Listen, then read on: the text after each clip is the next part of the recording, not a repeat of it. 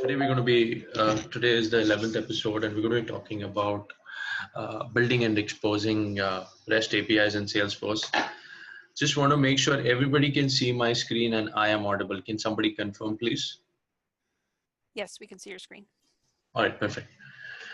So, so as a part of building and exposing RESTful APIs in Salesforce, what are we going to really look at? But before that, just a quick introduction. My name is Jigar Shah. I'm an enterprise solutions architect, and you can reach me on the following Twitter and LinkedIn channels. Jigar Shah 189 is my handle.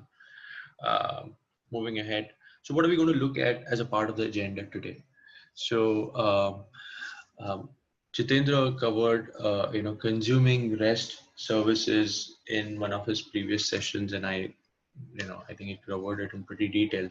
But today's session is more focused around how we can really have RESTful services built on Salesforce and exposed, right?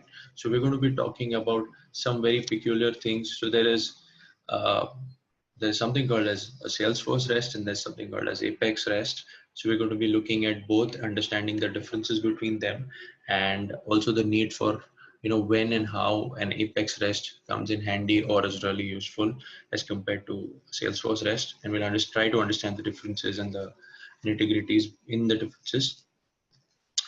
We're also going to be talking about what kind of annotations and how can you go about writing RESTful services on Salesforce and exposing them so that third-party systems and other systems external to Salesforce can really consume those services.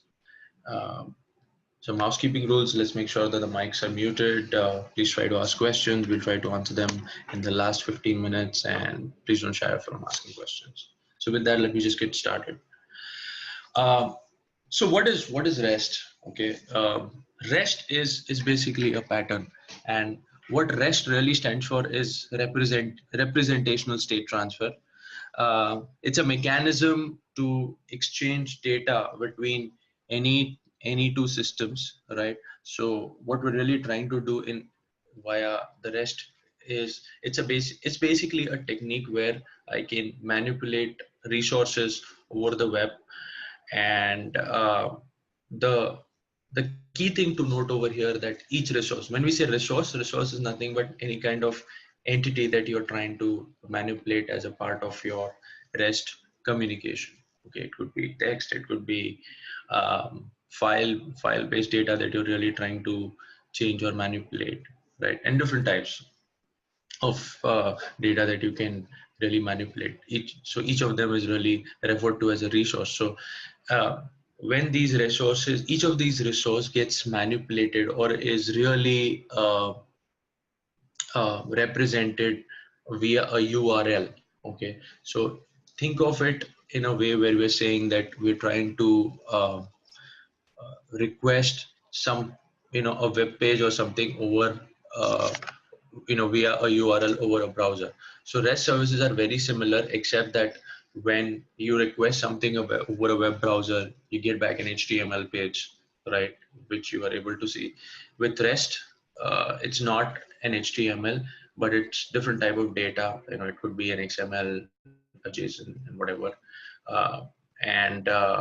You don't really have a user interface because it's more of a service that executes behind at the back end and gives you back the results based on the response. So if you really want to understand REST, there are 4 key questions, the fundamental questions that you would like to ask, which gives you a perspective of what REST is and the details around that. So let's just understand what those 4 questions are, right?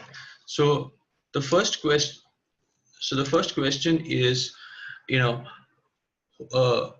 so I've, the diagram in front of you, kind of has numbers. So the first question is, who will be servicing my request on the web? So it's basically a way of trying to say, where am I going to, or who is going to who is the entity who is going to service my request? And in this case, it's going to be a REST URL, because everything is represented by a REST URI or a URL which is there, right? So So that is the first thing. The second thing is, what is the action that I need to take? So typically what happens is any kind of web communication is based on certain web methods or web actions that the web provides by default. Okay. And these are analogous to our DML activities. So they are generally, and we'll discuss more about this in one of our specific slides before we jump into writing actual Apex REST services. But what is the action? So what are those actions going to be? So you can either have a get, a put, a post, patch, and delete. Okay. What these specifically are, I'll jump into in because we already have a slide for that, so not get into the details, but what are the action that I need to take. Third is, where do I need to put my content, which is this header or body, or is it going to be a URL? So whether the content that I'm going to send is going to be put as within the header, whether it's going to be put in the body, whether it's going to be passed over as a parameter in the URL while requesting the REST resource. And fourth is, how am I going to transfer or transport this content, right? What is the technique that I'm going to use? So if I really look at trying to ask the get answers to these four fundamental questions, we really get a sense of what are the different building blocks of a REST communication, right? So the the communication is still a web service based communication. REST is just a different technique of communicating between these two entities. In our previous session, SOAP was one technique that we used. REST here is a similar technique where we are enabling two systems to heterogeneous, as in two systems which are completely different on based on two different technologies, two different platforms to enable to communicate with each other. The only specific thing that we're going to be focusing on today is the service provider is going to be Salesforce in this case, right? Last time or in the previous sessions, what we may have done was we may either have consumed REST, which means the external third-party system or system external to Salesforce was the service provider and Salesforce was the consumer. Today we're going to switch roles and Salesforce is going to be the provider and the systems outside are going to be the consumer in this case, right? Now, with that, um, when we say REST services, people generally get confused, or people generally have this notion that we need to go out and develop REST services, custom REST services. While we need to do that, one of the best things that Salesforce has to offer is Salesforce itself offers or has a API first approach, which means that every functionality that we have available on the platform, at least most of them, uh, all of them can be accessed via REST services, and you don't really have to write even a single line of code to access that functionality via a REST service. Okay, so basically the ability of exposing existing features, whether it is viewing a record, manipulating a record, or looking at some of the other features like executing a query, all of them can be done via a Salesforce REST service, right? And we'll see how that can be done, but that's what typically REST means. So in most of the cases, when you really get a requirement to integrate two systems, Salesforce being one of them, and Salesforce is the service provider, right? Uh, it might be worthwhile for you guys to take a look and understand if my requirement can really be met with a Salesforce REST. And if that is the case, then you don't really even have to go and write a single line of code. It is all ready and available. The only thing you will have to do is the effort of really plugging the call to the appropriate REST endpoint, and that is it. Uh, so uh, let's just go to one of the REST clients and actually see how these services work. All right. So let me just come out of the presentation mode. I'm going to switch screens and go to my Salesforce instance right now. Okay. Um, what we are going to do is, for the purpose of testing, we're going to be using or for trying to showcase or of trying to consume the Salesforce REST services which are already available. What we're going to do is we're going to be using Workbench as the tool over here. Okay, so people who are not really familiar with Workbench, Workbench is a utility which is available. It's not owned or maintained by Salesforce, but it's a great utility. Gives you a lot of small. It's a collection of tools which allows you to do a lot of different things, whether it's running a query or you know uh, make even performing a deployment. But today, what we're going to use the Workbench for is through the REST Explorer. So if I go to the REST Explorer, okay, so it gives me this. All right, let me make sure I am sharing my screen and you guys are able to see it. Okay, so so what we have here is a REST Explorer from the Workbench, and what we're going to use this REST client is we're going to consume the Salesforce, the REST services which are available or made available by Salesforce readily out of the box. Okay, so like I said, we do not need to write any piece of code. What we're really trying to do is directly trying to consume the service. So in this case, the REST client is going to, or the Workbench is going to be acting, or we're simulating the consumption of the already available Salesforce services via Workbench. Okay, so this is the REST client and we're just simulating the consumption. So let me just pick up one of the URLs which is already there. So the URL is a standard format. Okay, uh, all your standard service URLs or REST URLs will start with /services /data version and whatever is the API version. So currently, I think the version is 44 or 45. So that's the version being showcased. Now, just to give you a sense of, I said all the functionalities that you have on the Salesforce platform, at least most of them are available via Salesforce REST. So if I have to understand or really check if that is something which is true, I'm going to just access an endpoint which says /limits. Okay, and if I just hit execute, okay, keep the HTTP method. I just spoke about this a while ago and we'll speak about it in more detail, but just for now, because we're trying to retrieve data, we'll just use the get method. All right, and let us see, we just try to make a request to the REST endpoint. Now please understand that this is a relative URL and not an absolute URL. So what do I mean by a relative URL versus an absolute URL? A relative URL is just a portion of the actual URL.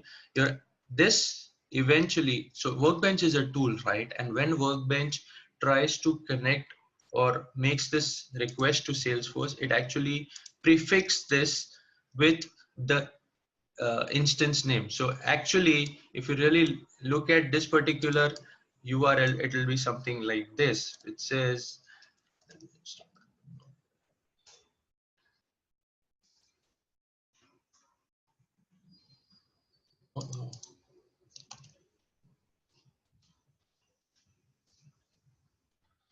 so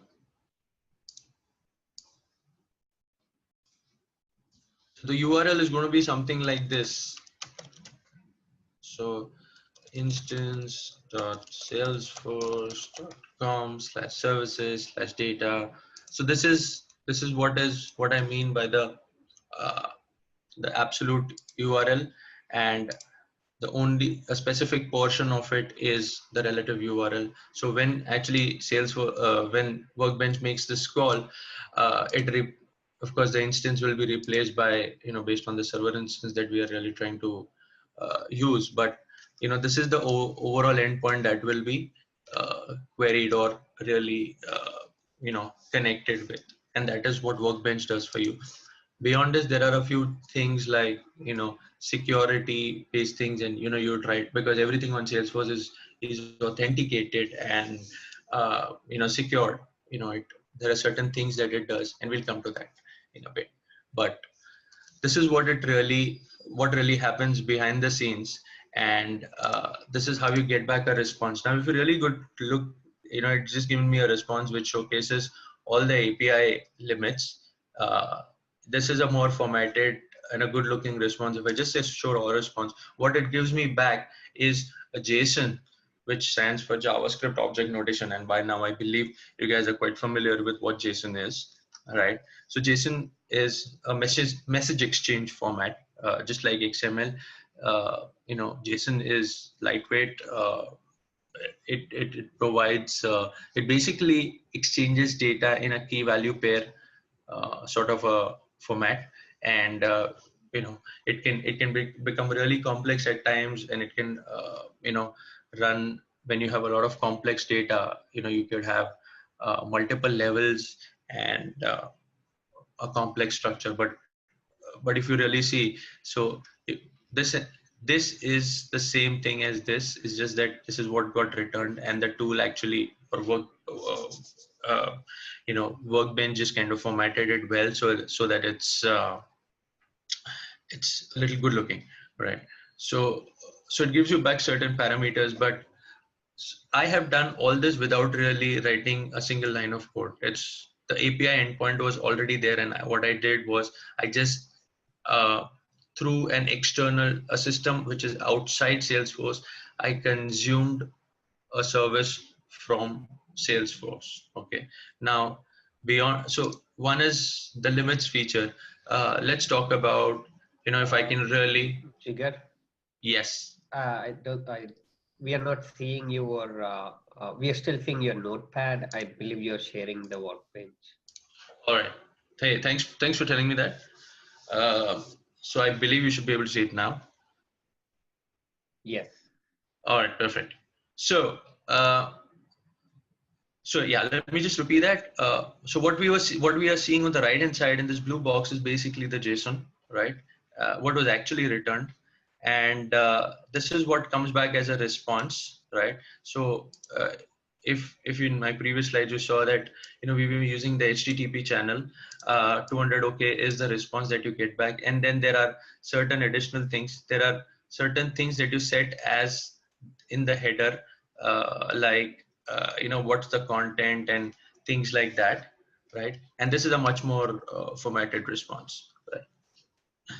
So that being said, now let's look at, so this was just an example of trying to or being able to consume the limits RESTful service, which is already made available by Salesforce. Let's try to see if we can really look at some records. Okay, so even the way you can look at records, or you can query specific records uh, via a browser interface or any other programmatically, generally you can do that via a Salesforce REST API, and let me show you how you can do that. So I'm going to quickly switch back to my presentation, copy URL. So let me just show you how I can execute a SOQL query from an external system, right? Uh, and try to retrieve some data from Salesforce. Okay, so here what I've done is I've written a very simple basic query. In this case, the endpoint still remains the same, except that there are a few changes which you will notice, right? So the first thing is, of course, it's because you're querying on S objects, it's going to be now an S objects is the keyword that you're going to add, and query, which tells me that it is a query on the S object. And one of the things we looked at in our previous slide when we were trying to understand REST was that how am I trying to pass the content to the REST endpoint? So one of the ways is passing it through a query parameter, right? A query parameter is nothing, you pass the content as a parameter in the URL also. It's termed as a query parameter. So I'm going to go and hit execute, and oops. So I think the endpoint is probably wrong. Let me just make sure I correct that. Hopefully. should go now. Yeah. So what I've done is I just corrected my endpoint. You don't really, when you query, you don't really have the S objects keyword here. S objects is typically when you are looking at a specific record, and we'll use that in a minute. Okay. So the way you get back records or a list of records while doing Sockle on the platform itself, you can get it all back with the with the Salesforce REST API, and it's all being done without a single piece of code. So it's right now, because I've only requested for ID fields. The you're only seeing ID fields, but you can go and add name, whatever additional fields you want. The only thing is you may not be able to add a subquery over here, because that's what the REST API kind of supports. But just make sure that when you the only reason why I've added plus over here is because there's something called as URL encoding. So when you pass values in a URL, what happens is when the URL is being processed, blank values are not understood, right? So the moment the processing engine will encounter blank values, what will happen is it will break. Okay, it will not be able to understand is it actually a blank value, or does it have content after this blank value.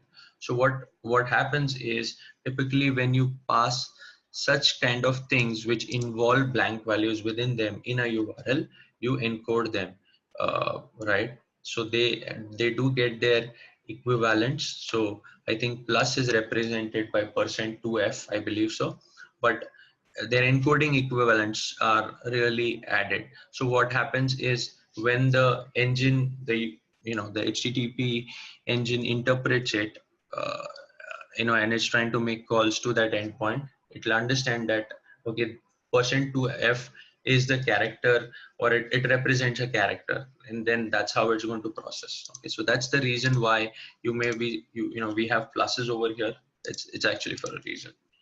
Now, so we queried a record, we understood the limits. Let's just quickly look at if we can really look at a specific record, and look at specific fields. So what I'm going to do is I'm going to change the URL a bit now, and in this case now we're going to use S objects, because I'm going to query a specific S object. In my case, the S object that I am trying to query is going to be an account record. Now, just because I know that this record already exists, I just got the ID of the record. In the meanwhile, I'm also saying, or telling my Salesforce REST endpoint, that I only want to see data on the record represented by this ID, and the values of only these specific fields. Okay, so the data from only ID, name, and type fields on account. So let me just see if we have some data. So I'm going to go ahead and say execute, and if you now see, what has happened is it's given me back the record, but not the complete record, right? It's given me back only specific fields, the ones we had requested, ID, name, and type. If I want to see all the specific fields of this particular record, all I'm going to do is remove this filtering on the fields, and now I should be able to see everything that comes across, or all the fields that are available on this record and accessible to my user are shown. Okay, if I just look at this raw response, this is what I get back as a JSON. So this is the standard format which Salesforce REST services return. Okay, so this is how you really consume REST services. Now the question that we would have is, we can do all of this while without even really having to write a single piece of Apex code. So everything, so much of capabilities there with Salesforce REST. So what is the need of having custom Apex REST? Okay, so when you refer to really Apex REST, okay, it's basically about exposing. So I'm going to switch back to my presentation now.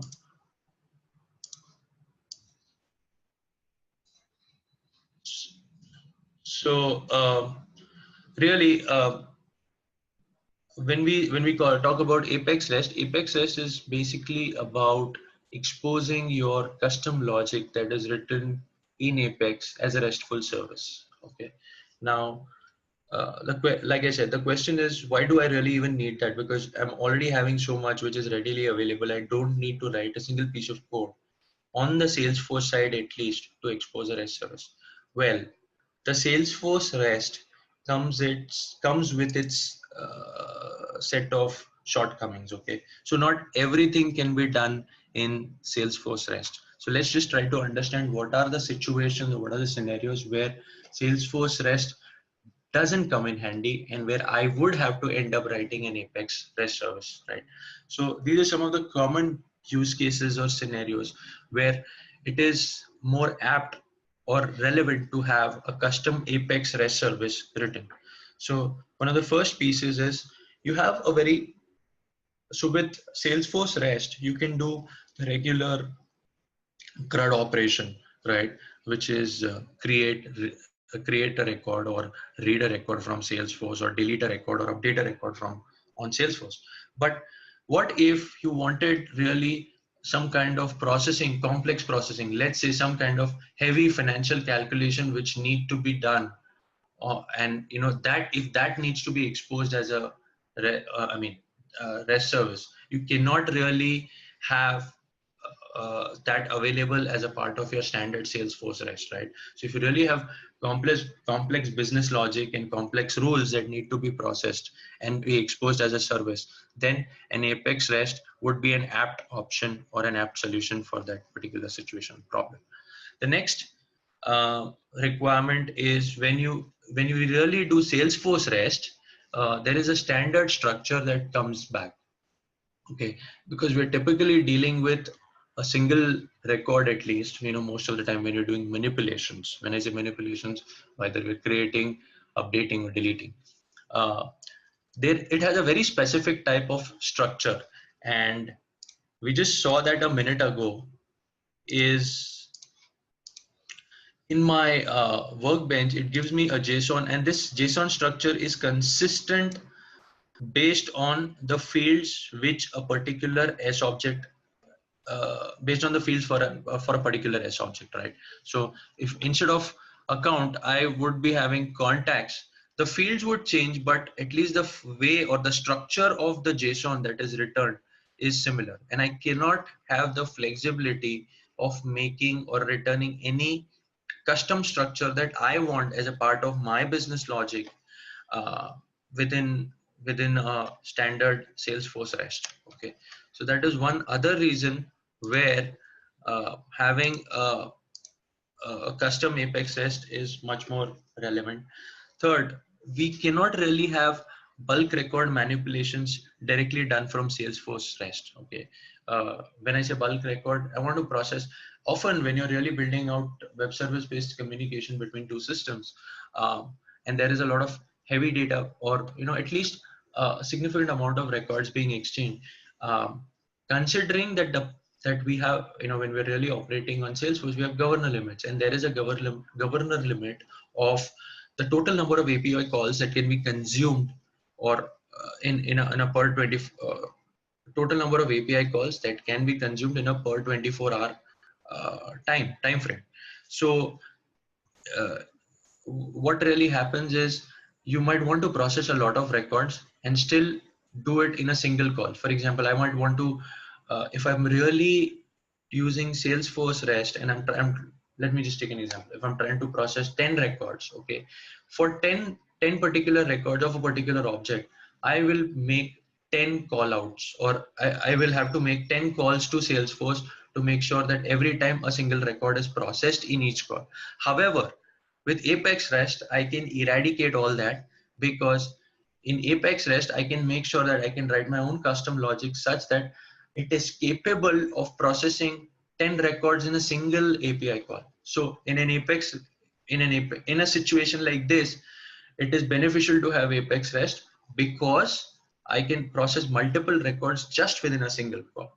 And last but not the least, uh, you know, often the data that we get is not only, it doesn't belong to a certain entity. Okay, in a real world, typically you will have field information from which actually physically are located on different objects in Salesforce, and if I want to return that as a part of my service, that is something which is not possible directly. So if I'm talking about account, data of an account, contact, and opportunity being returned in a single JSON response, that's something which is not possible directly with Salesforce REST.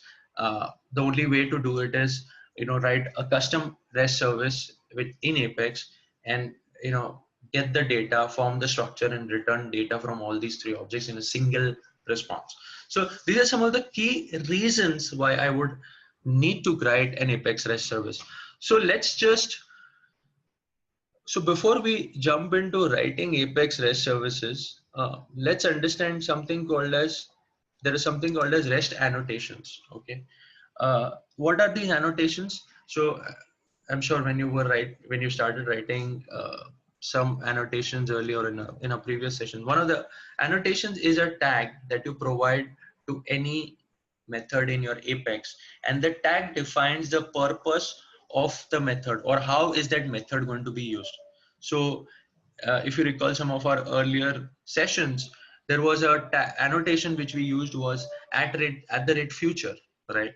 So at the rate future annotation really helps make or tells the Apex engine that this method is expected to or should be processed asynchronously, right? In this case, these annotations also define a specific purpose, and the table in front of you explains what is the purpose of these specific tags. So if you see the tags are analogous to the web methods, which which are usually used for web communication. So HTTP GET corresponds to the GET web method, and it is actually a read sort of an action where you're trying to read information from the service provider. Okay, you're trying to retrieve records, right? HTTP post is basically when you are it is kind of ties in with the post action, and what you're trying to do is you're trying to create or post content to the service provider. Basically, in this case, what you will be trying to do is you are trying to create records on the Salesforce side. Similarly, delete is very, it's intuitive.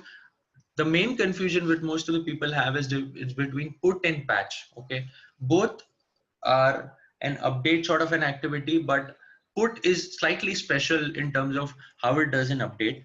Okay, put is more like an upsert, which means that if the data you give, and based on the unique identifier which is sent to the service provider, what will happen is, in this case, when we say put, it will first try to update or find a record based on the key that has been provided based on the data that has been sent. If it is, and it will try to update that existing record if an existing record is found. However, if it doesn't really find an existing record, it will insert the record. Okay, so it create a new record. So it works as an upsert, either an update or an insert. However, a patch only works as an update, which means that it will only try to update fields, and it will not work as an upsert, right? So these are some of the common annotations that you would use while writing a REST service. So let's just understand, when we say Apex REST service, what exactly is this? Okay, an Apex REST service is nothing but exposing the logic or business logic that is written within an Apex class to the outside world as a RESTful service, right? So what you're seeing over here are two important things. The first thing is the URL format. So every Apex RESTful service will always comply with this URL format which is there, and there are certain placeholders I explained to you. So some of these pieces are very similar to Salesforce REST, but let's just understand. So the first piece is the instance, okay, which is your actual server instance based on where your org is located. It could be an AP1, or if it's a sandbox, it could be CS something, right? So that is the actual instance, what I mean, right? So instance.salesforce.com/services, which was the same also for Salesforce REST, /Apex REST. Now in this case, /Apex REST is what defines that it is an Apex REST service. And then there is a URL mapping. And this URL mapping comes from another annotation that we typically use, right? So if we look at our first slide, we said that REST is basically a web communication methodology between resources. Okay, so a resource is a uh, remote web content that you're trying to manipulate. So REST URL mapping, uh, the URL mapping provided over here is gives gives the content on Apex a unique handle, which the external systems will try to access and try to manipulate the data on Salesforce through this handle. So what typically, so this REST URL mapping actually will be replaced by, in this case, we have a URL mapping called sample REST. So for this particular service, sorry. So for this particular service, the actual endpoint URL, the Apex REST endpoint URL will be whatever is the instance.salesforce.com/services/Apex REST/sample REST. Okay, that's how an actual Apex RESTful service endpoint will be formed. So let's just go to our Salesforce instance and understand how or what is the code that you need to write in Apex to build out an Apex RESTful service. Okay, so what I'm going to do is I'm going to switch back to my Salesforce instance, but before that I'm going to go to my developer console. Okay, and I have a small piece of Apex service written. Uh, Now this, if you see, the structure of this service is very similar to what we saw on the snapshot in my slide earlier, right? So the way any Apex REST service works, or is structured out, is it is identified via a REST resource, right? So basically what you're saying is the URL mapping, what is the handle to my REST service, right? And then what we are going to write is methods, the way we write regular methods, and each of them will be annotated via a specific annotation. Okay, right? So in this case, there will be, because we have some of these web methods, there will be post, get, put. Okay, you can also have a delete method which can be written, but this is what are the annotations that we are going to use. Now, the way this is done is we have something called as, I mean, you write a regular method. Writing regular, methods in Apex is no different.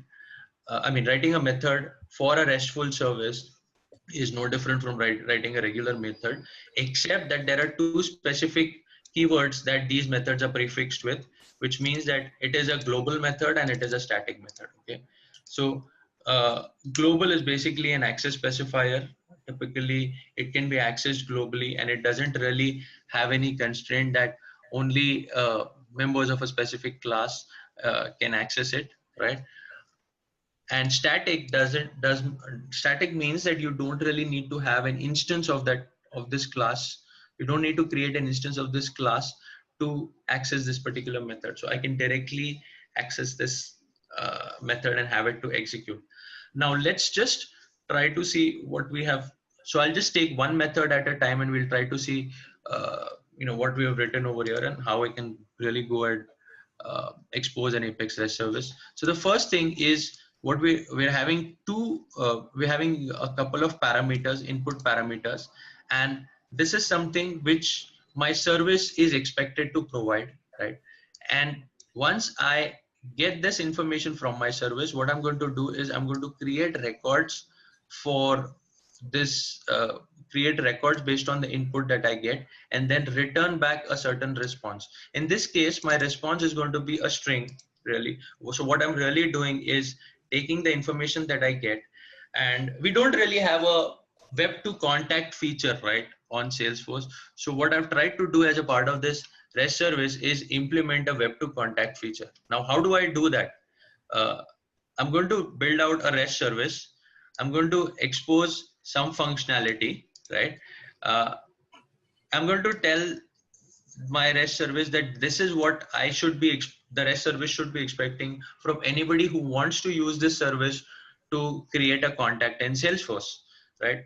And then I've written some common pieces of Apex logic, which is I've created a new instance of a contact record and then inserted the contact record, right? And then based on if my record has been inserted successfully, I return back a response. Now, it is very crucial to understand that with a service, you really don't have any piece of user interface, right?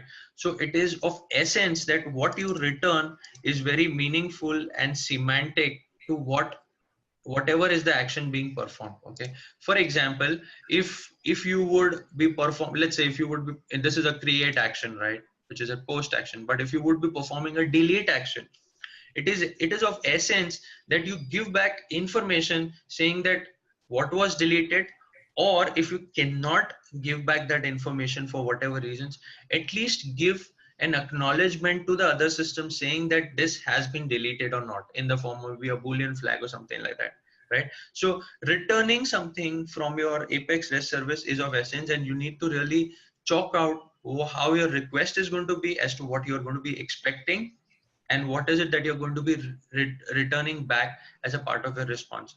So generally, when you design your RESTful APIs, these are the things that get discussed and designed or identified at first and remain constant. Okay, right? So this is a very important piece while really building out your RESTful APIs. So what I'm going to do now is I already have this RESTful API written, and it's an Apex, custom Apex RESTful API. I will see how I can really go ahead or go out and consume this particular RESTful API, right? So what I'm going to do over here is I'm going to quickly jump over, and I have a demo payload, which is already something that I've created. Okay, I'm going to go back to my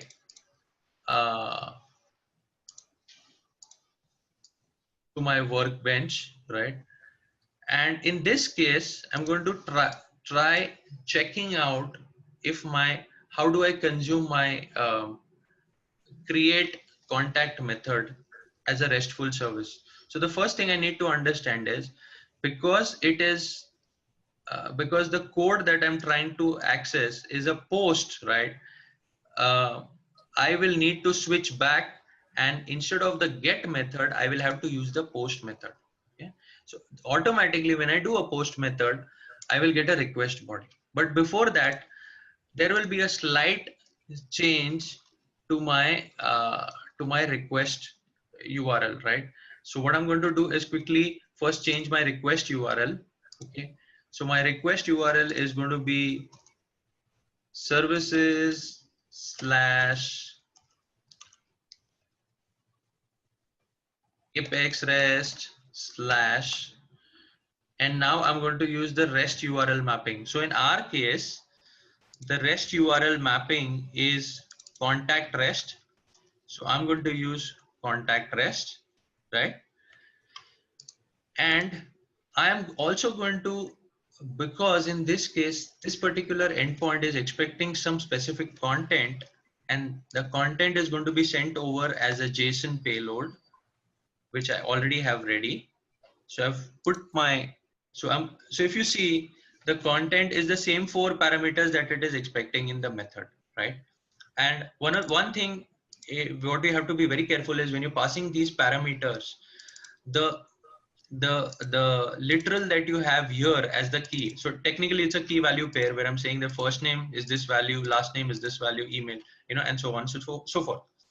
This value, the key that you provide, which is accepted as a parameter, should exactly match the one that is written in my dev console or within my Apex code. Okay, so the moment I do not have an exact match in terms of the names, okay, what will happen is you will get a parsing error.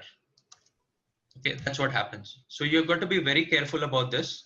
Okay, so what I'm going to do is now switch back to my developer console, sorry, to my Workbench, and I'm going to execute a call to my contact REST service, which is a custom Apex REST service, okay, which is nothing but Apex logic exposed as a RESTful service. I'm going to make a call, and as a response, we should, if everything goes well, we should get back, what do we say? We should get back an ID of the record that is being created. Okay. So just change some few variables, making sure that this data is unique and we don't have similar data already created. So I'm going to make a call and I'm going to make a post call. Okay, there's some error. Let me see what exactly is that.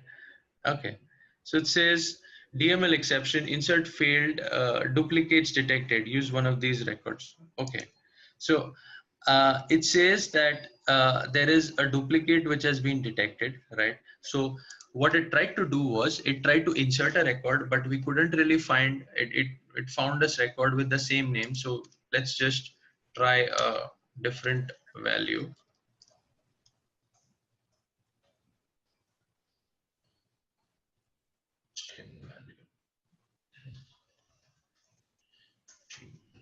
Um,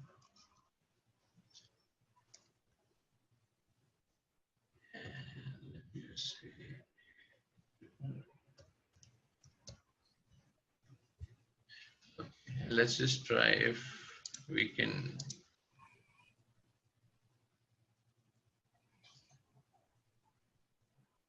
Okay. So what we got here is we got a response. Okay. Now if I go and check the response over here, the raw response, I see that there is a string value and ID being returned. The only reason why you're seeing this value is precisely because I just did typecast the ID value into a string. That's the reason why you're seeing it this way. But typically this is the value that I get back. So this is the ID, or this is the record that I have created. Okay. Now, so what I'm going to do is for our next set of consumption, I'm just going to copy this record just to make sure that, so which means that I have a record now, which means that I was able to create data on Salesforce from an external system without really having to go inside Salesforce. So you can have external systems create data. Now what I'm going to do is, so in this case I used a post call or a post action. Now I'm going to try to get data or retrieve the data about that from that service. Okay, so what I'm going to do in this case is I'm going to, the endpoint remains the same, and I'm going to just copy the ID just to make sure and retrieve the data of the record that has been created. Okay, so I'm going to, the only thing that I change now is the action that is the HTTP method that is being used, which is a get, which is more like a retrieve. And in this case, we're just giving the ID. And if I say execute, it just executes the get call and I'm able to get back the complete record. Okay. So if I really go back to my dev console, if I switch back and see the dev console, okay, there will have been logs generated. So even earlier when we had an exception, there is a log generated,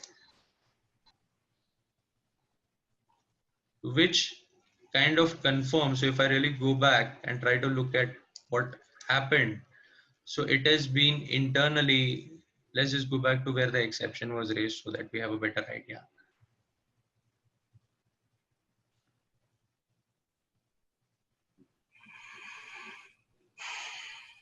So if you see, okay, there is, so I've put a debug statement also over here, which kind of signifies that, the create contact method has started executing. So it has tried to create a new contact instance, and when it tried to do an insert, probably there was a duplicate rule which interfered and which did not allow the insertion to happen. right? And that is where I'm getting an exception. If you see, you check my code, the Apex code, I have a create contact debug statement over here. So which kind of confirms that it is the same method that is being executed, which was requested for.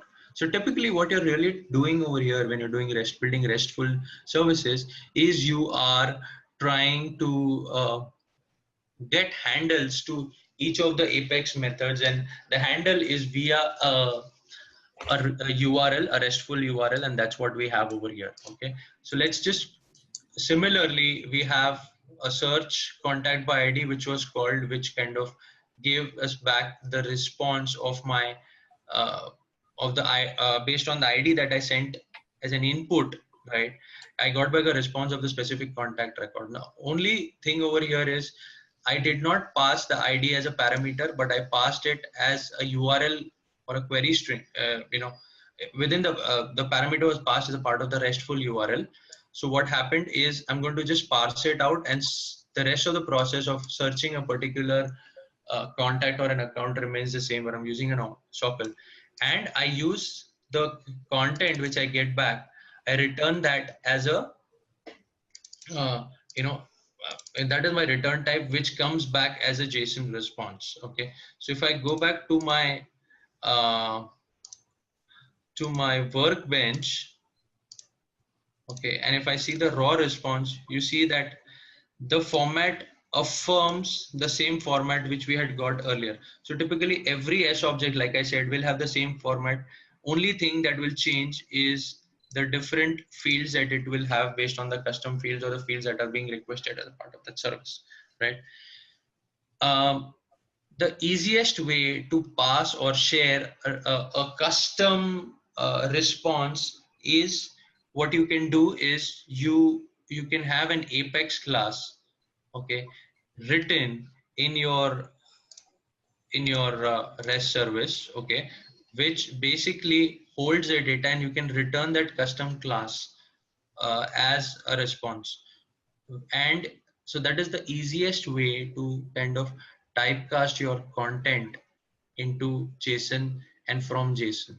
Okay, so you can, based on that, you can really return custom responses from your service.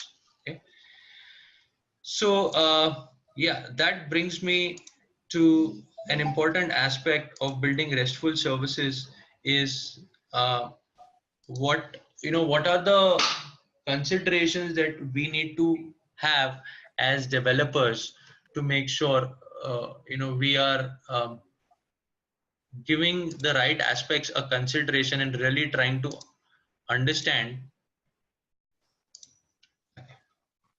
um,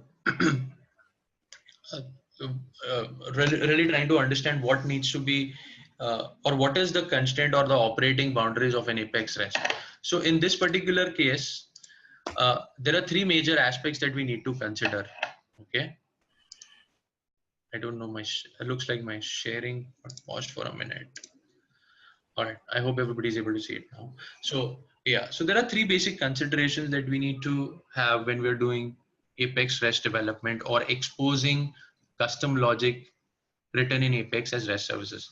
So the first thing is define a contract. Okay, you'll hear this term often when you're writing services, is what is it that the service is expected to receive versus what is it that the service is expected to give back. That is something which one is it needs to be defined at the start, but you also need to understand what is the Apex REST service capable of accepting and returning back, right? So what are the types that you can really expect from an Apex REST? So the first thing is it supports all primitive types, which means your regular string, date literals, and even your Boolean types. Most of those primitive types are supported, except for blobs, which are typically files. So that is not really supported. Okay. Second is you can have S objects. You can return S objects. So we just returned a contact S object in our service, and that is something which you can give back. You can also return collections and receive collections. So when you say collections, there are very specific types of collections. It's lists and maps. But within a map, there is a constraint that if you're really having a map being returned, the map key can only be JSON, it can only be a string, okay? Which means that you cannot have, if you have a key of a different format or a type, you have to consider that it is going to be sent over as a string, okay? The only reason, because eventually any data type that you send over with a service, it gets translated into the message exchange format. It's into its equivalent of the message exchange format. So typically REST works with JSON, so it's going to be translated into JSON, right? So that is the reason. And third, last but not the least, you can have custom types, which means that you can have custom Apex classes written, and the structure of that custom Apex classes can directly govern the response. So you can have custom types being accepted and received. So when you're accepting it, you got to make sure that you have the right kind of logic in place to parse out that content. Right? Jigar, any chance you were sharing the slide while explaining that? Yes, I am. We were actually looking at the workbench. Okay. All right. Right. Yeah. So, so yeah, one of the first things to understand is what you receive and what you give back, right? Basically, what can be accepted and what cannot be. The second is the security aspect. Now, you got to be very careful when you are exposing your business logic to external systems, because you are kind of giving them a way to get into your Salesforce instance and perform some activity, and that activity is going to be performed via code. And if you really know, you know, code generally executes in a system context, okay, rather than a user context. So when I say system context, what that means is that it runs with super privileges and it has access to all the data, which means that if you have logic to delete records, you got to be very careful and make sure that only the right kind of people have access, and you're taking all the necessary precautions in terms of even writing your business logic, right? Because anybody who can execute that delete method, and if if you're not put in the right kind of filters and really are 100% sure of what data you can manipulate, it could be a security threat, right? So very important, make sure you know your business logic exactly knows what data it is operating on. And second, if you want to enforce user level sharing settings, right? So you can do that, but you can do that in Apex REST, because Apex REST is nothing but an Apex class. You have, just like you can have a with sharing keyword in a regular Apex class, you can have it over here as well, and that kind of enforces the user level sharing settings, okay, right? But in a system context, the difference between a system context execution is that the object and field level permissions are not respected in a system context, okay? Which means that if I can see a record, and ideally if I'm authorized to only see 4 fields out of the 20 fields, in system mode I will be able to see the data from all the 20 fields, which is unauthorized data access, right? Last but not the least is you can package out REST services as managed packages. Okay. The only thing is, when you do that, right, the REST endpoint kind of changes in that case. And in that case, the REST endpoint now has a managed package namespace between the Apex REST and the REST URL mapping, right? And you got to mention that to make sure that the service within the managed package is accessible. Okay. A namespace, for people who don't know what namespace is nothing but a string literal which helps a package being identified uniquely. So namespaces cannot be duplicated, and it helps a package being identified uniquely across all orgs. Okay. Typically, if you're building, if you're an ISV or an SI who is into managed package development or product development, this might be of useful. This might be useful information for you. All right. With that, it kind of brings me to the end. But there is, what we've really done is touch the tip of the iceberg. REST services is a huge topic. I'd recommend you get your hands dirty, right? So one of the first things that we have over here is we have the developer guide, which is a great resource on understanding how REST services work and the nitty-gritties of how they can be used in Apex. The next is a great blog, which in fact I just read a couple of days ago. I believe it's written by Max Stacehouse, and it explains the need for having good controller frameworks so that you can build a good structure of how you can really handle REST responses, uh, uh, you know, on within Apex. Okay. Uh, the next two are basically there are utilities. The first is JSON to Apex. So, often we need the ability to, or we have to spend time writing the logic for parsing out my response, right? My JSON response. So JSON to Apex is a great utility which is written by some of the MVPs, and it's available free of cost on the web. And all you do is you just give it a JSON input, and it will give you back a set of zip files. It will download a set of zip files, which is nothing but Apex classes, and those Apex classes just allow you to have the code already written for parsing out the content, the JSON content which you have posted. Okay. So that is one. And of course, for the more geeky, today what we saw was Workbench, and we were simulating our calls from external systems via a Workbench through the REST client utility, right? REST Explorer utility. But for the more geeky ones who are more comfortable with a black and white screen and want to use have a more finer control of how REST services are being requested from the machine, you can download a utility called curl. Jitendra also explained that in one of his sessions. I think it was 2 sessions prior to this, and it's a great utility, but of course you need to have a finer understanding of some of the curl commands, right?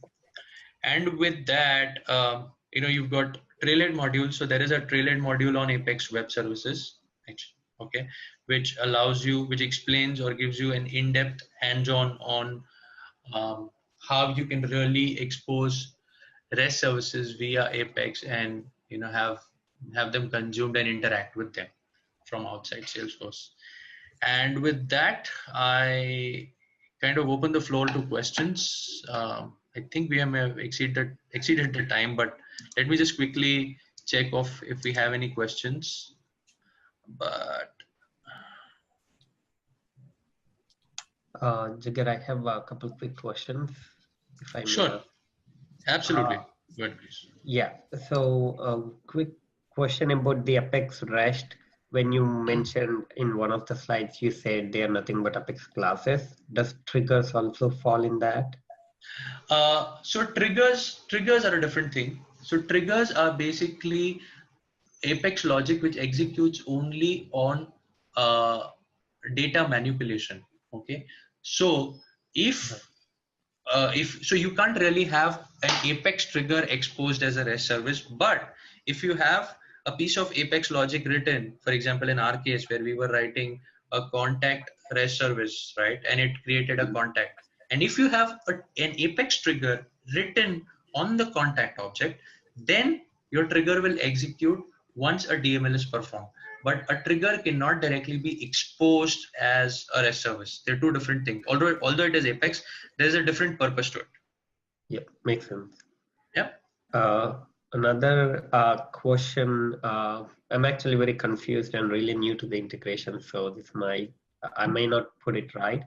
So, so you used the Workbench utility, which was already connected to a dev.org.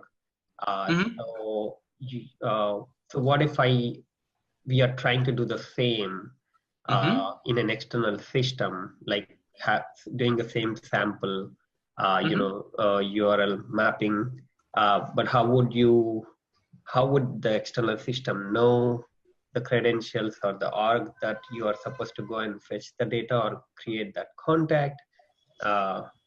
And follow up for that is like, let's say a website has a form with fields. Once somebody clicks submit, I want it to be created as a custom object.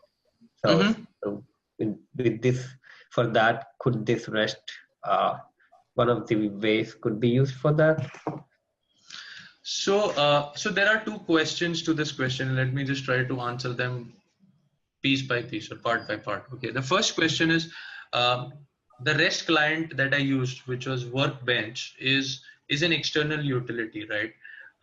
The way the Workbench tool works is it abstracts a lot of details. So anything. So the first thing is, if you have a Salesforce, let's say you're trying to do the same thing on your own dev org. Okay, so if you are logged into the dev org on your browser or Salesforce org, okay, and if you access the Workbench, which is it's freely available over the net, workbench.salesforce.com is the URL. Okay, it will automatically detect that you are already logged in. Now, how does it detect? How is it so intelligent? Okay, the way this works is there are two ways to log in to your Workbench instance. Okay, so either you provide explicit credentials of your Salesforce instance and say this is the Salesforce instance I want this Workbench instance to connect to, or like I said, if you are already logged into a Salesforce instance, the Workbench instance identifies that there is a login already, and it will automatically ask you to confirm what type of instance and the API version. For example, let me just go back and show that to you if I can. Please resume my share. I'm going to come out of the presentation mode.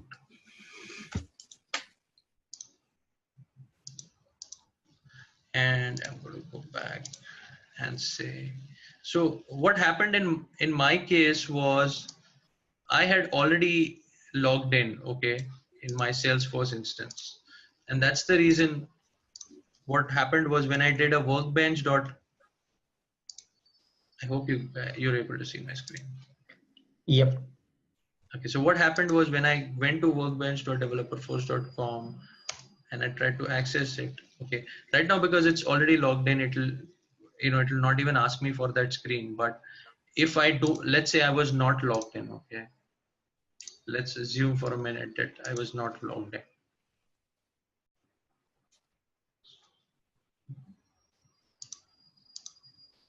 And now if I say I'm trying to access Workbench, okay, so I'm not logged out for you. I'm logged out from there, but I'm not logged out from here. It's kind of, the session is still persisting. Let me just.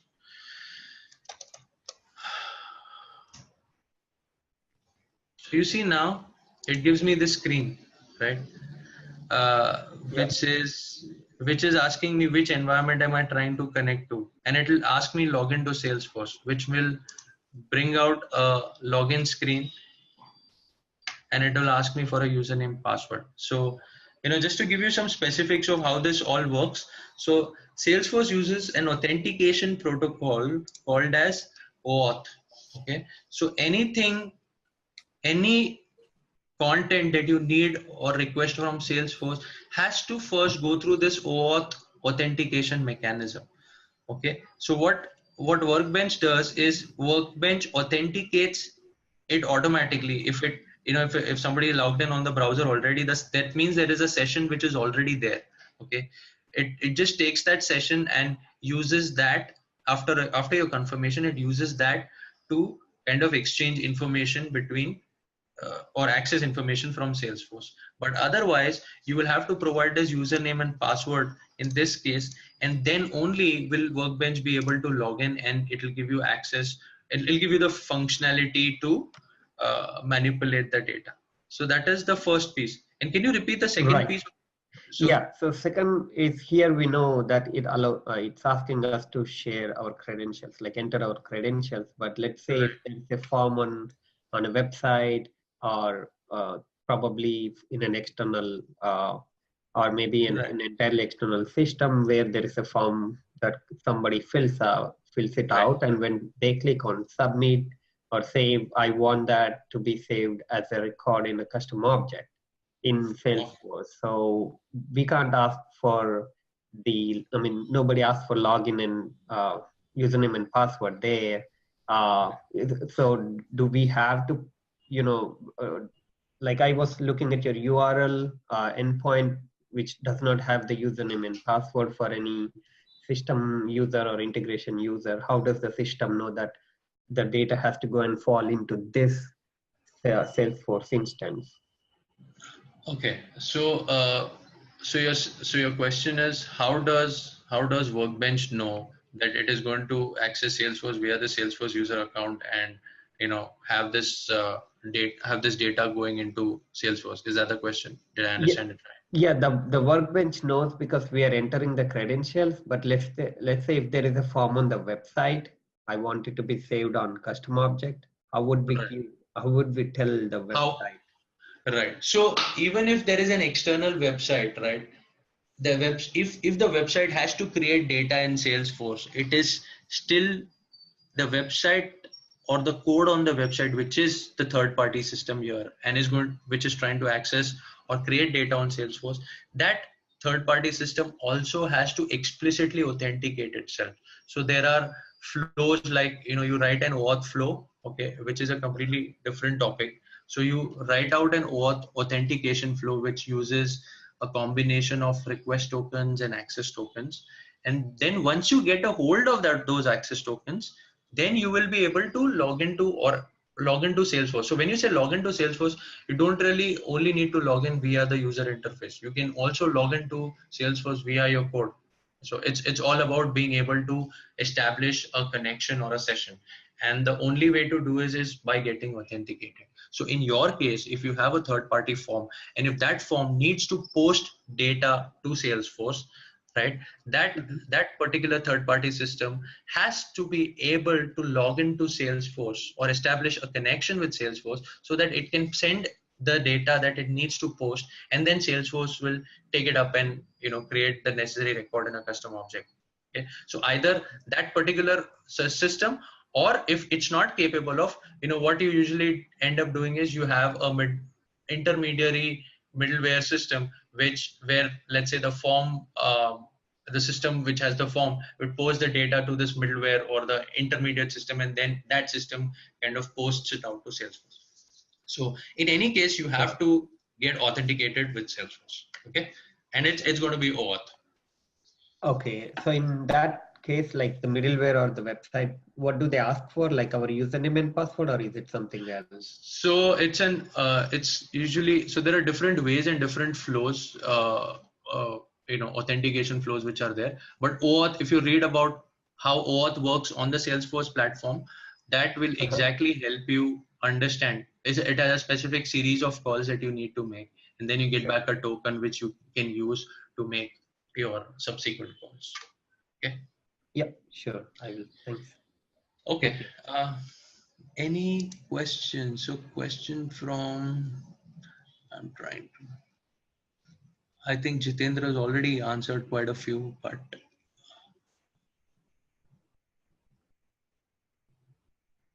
so trigger and so I think there's a question from Katie, which says trigger an Apex class that executes when something gets inserted, updated, deleted. An Apex REST service. Okay, so like I clarified earlier, that an Apex class which I mentioned over here is different than a trigger. It's only that we are able to perform CRUD operations. We may not even perform CRUD operations, and we could just have some complex calculation logic. So an Apex class just contains the business logic or the rules for the processing. Okay, whereas trigger is more of an Apex piece of code which executes when a DML operation is performed. Right? Apex REST. So I think there's a second question which says Apex REST service endpoint and Apex class that executes. Someone was okay.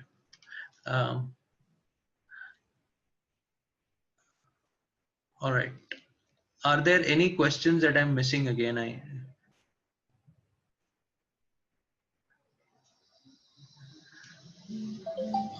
Okay, yeah. So I think there is a question from Adrian around curl. Okay, and Jitendra has already answered that, but I'll just add to what is being discussed on this right now, on the thread right now. So what we have is, what I showcased was Workbench is a more GUI based REST client. So very useful for Salesforce based REST integrations, right? Because it's UI based, you can, it's very, very convenient. Another UI based such tool is Postman. You can use that as well. Okay. However, if you want, curl has been around for a very long time. It's very popular.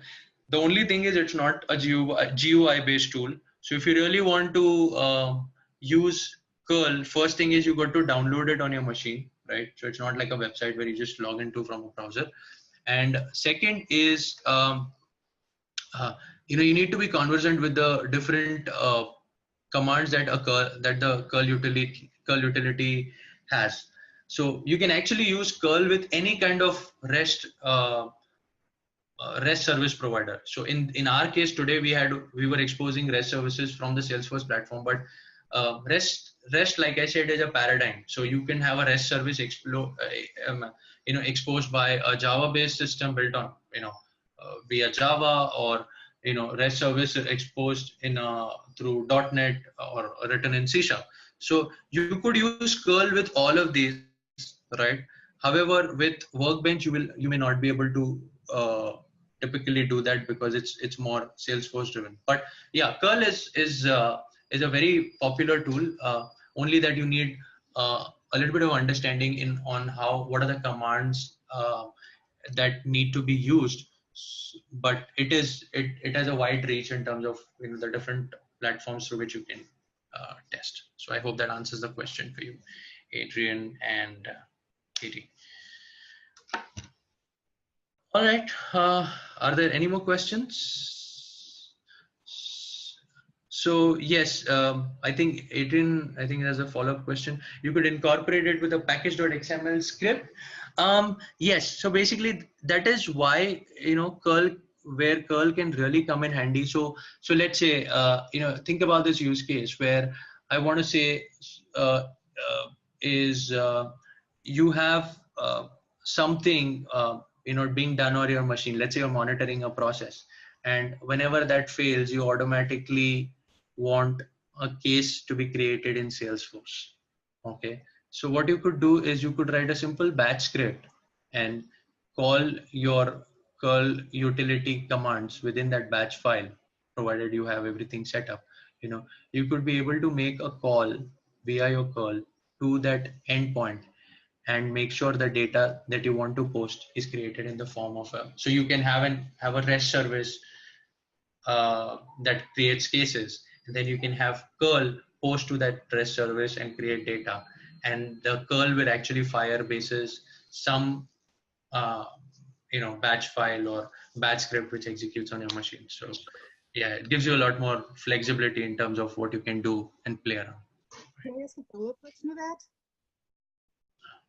Sorry, can you repeat that, please? Oh, can I ask a follow-up question to that? Oh, absolutely. Yes, please. Okay, so you mentioned, like, for example, if something happens on your machine, you want to create a case, which obviously is editing data in your Salesforce. Now we're back to like security concerns. Like, do you have any thoughts about best practices for how something that you want to leave running behind the scenes at midnight, how you would set it up securely, for securely connecting Salesforce?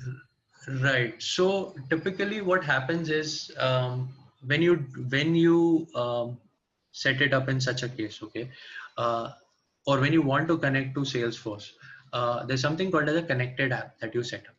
Okay, a connected app is like a gateway that you create within your Salesforce instance for an external entity to log in.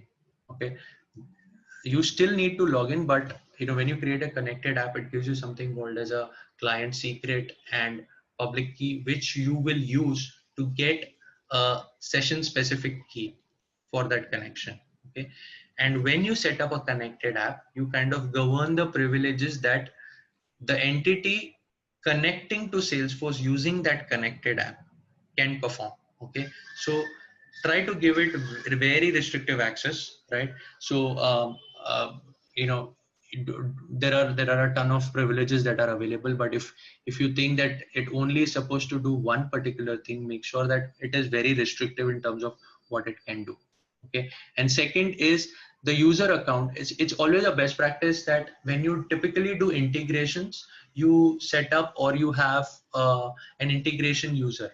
Although Salesforce gives you something as an integration user, but you have an explicit integration user separately set up. Okay, it may consume an extra license, but what happens is you can now really have a very fine level of control of what that integration user account should have access to in terms of objects and fields also. So that ways you are, you are covered and you have a finer control. And this is, one of the best practices that, have an integration user setup and always make sure you have very restrictive privileges in terms of while you set up a connected app. So these are some things that you can use to, in conjunction with the use case that I just mentioned. So Jigar and Katie, just to add to that, right? There are Yeah. multiple connected apps way, multiple authorization flow way, right? The most common and the most secure for the processes which needs to run nightly is JWT flow. So if you want to set up a continuous integration on those kind of stuff with the security like Jigar said, JWT flow is the way to go. And there are some video tutorials available on YouTube on how to use JWT, especially with like SWX and Jenkins. So that you can have a look. JWT, Java JSON Web Token.